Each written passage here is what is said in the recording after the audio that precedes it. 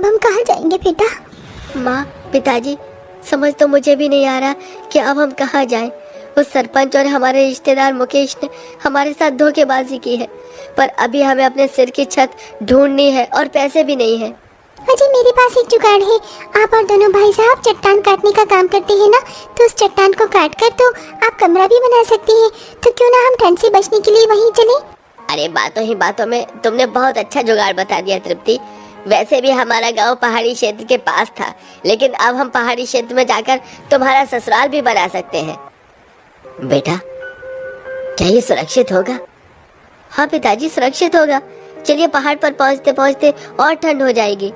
फिर सभी लोग चलते चलते ठंड में पहाड़ों पर पहुंच जाते हैं, जहां पांचों भाई के साथ 5 जुगाड़ बहू भी चट्टान काटने का काम करती हैं। और देखते ही देखते जुगाड़ से वो एक बड़ा कमरा तैयार कर लेती हैं, जहां एक बहू पास की मिट्टी लेकर चूल्हा बनाकर तैयार कर लेती है और लाए दाल चावल अनाज से वो अपने उस वक्त का खाना तैयार कर लेते हैं। शुक्र है, खाना तो बन गया, लेकिन इतनी ठंड लग रही है कि खाना खाया ही नहीं जा रहा है। इस पहाड़ी ससुराल में कुछ जुगाड़ हो सकता है क्या?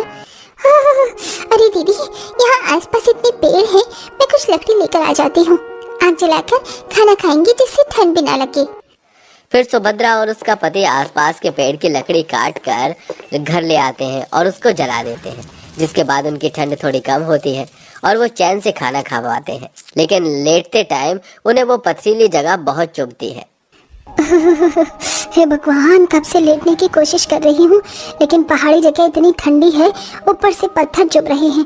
हमारे पास तो कोई गद्दा भी नहीं है। उफ, अरे आप सही कह रही हैं माँ, मुझे भी ये जगह बहुत चुभ रही है। हमारी पत्नियां गांव में होती तो वो अब तक कोई जुगाड़ कर लेती, लेकिन पहाड़ में क्या ही जुगाड़ करेंगी।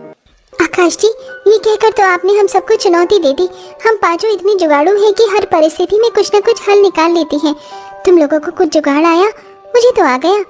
मुझे भी आ गया। हम अभी आप सबका लेटने का बंदोबस्त करते हैं।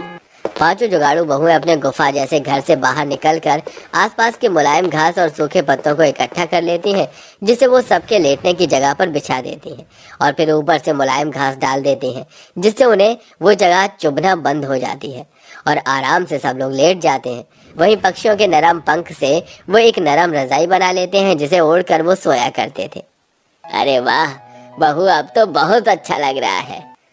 पहाड़ी ससुराल वाले पहाड़ी क्षेत्र में किसी तरह ले राशन से अपना गुजारा चला लेते हैं। फिर एक दिन, माँ जी, हम जितना सामान अपने घर से लेकर आए थे अब वो खत्म होने को आया है।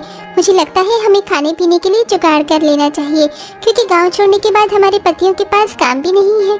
हाँ बहू, तू बिल्कुल ठीक कह रही है। माँ जी, मैं कुछ सब्जी लाई थी जो सब थोड़ी उग गई है और मैंने बनाई नहीं। मैं इन्हें यहाँ आसपास की मिट्टी में दबा देती हूँ, क्या पता इनसे उग जाए। हाँ बहू, आप सब लोग यहाँ रहिए, हम पांचों भाई किसी काम की तलाश करके आते हैं। क्या पता यहाँ कोई पहाड़ पर काम मिल जाए। पांचों भाई काम की तलाश में चले जाते हैं, जहाँ उन्हें छोटे छोटे पत्थर उठाने का दिहाड़ी पर काम मिल जाता है और वो करने लगते हैं। वहीं दूसरी तरफ एक फॉरेनर तृप्ति से कहती है, हे, क्या तुम्हें पता है यहाँ से जाने का रास्ता कहाँ है? मैं ये पहाड़ घूमने आई हूँ, पर मुझे यहाँ का रास्ता नहीं पता।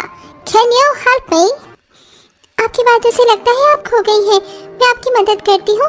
माँ जी, पापा जी, मैं अभी आई।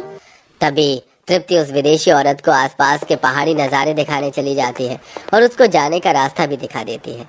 जाते जाते वो औरत 1000 रुपए दे जाती है, जिससे तृप्ति दूसरे पहाड़ पर जाकर खाने पीने का सामान ले आती है। ये देख घर पर सब खुश होते हैं और उन्हें विदेशी लोगों को पहाड़ी के सुंदर नज़ारे दिखाने का काम समझ आ जाता है, जिससे वो पहाड़ पर रहकर लोगों को गाइड करते थे और जुगाड़ू सब्जी के पकौड़े बनाकर साथ में चाय के साथ बेचने लगते हैं, जिससे धीरे धीरे उनकी गरीबी खत्म हो जाती है। साथ ही साथ 5 जुगाड़ू बहू पैसों का लालच देकर एक दिन सरपंच के पास जाती है, जिससे वो सब कुछ उगल देता है और 5 जुगाड़ू बहू गांव वालों के सामने उसे पीट कर सच उगलवा लेती है। बता सरपंच सबको सच क्या है, वरना तू अभी जेल में उन मक्कार रिश्तेदारों के साथ चक्की पीसेगा।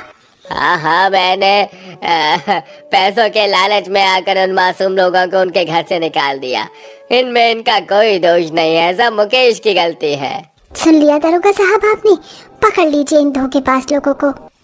फिर पांचों बहू के जुगाड़ खुराफाती दिमाग की वजह से उन्हें अपना घर वापस मिल जाता है, साथ ही दोषी लोगों को सजा मिल जाती है और वो सब खुशी खुशी रहने लगते हैं।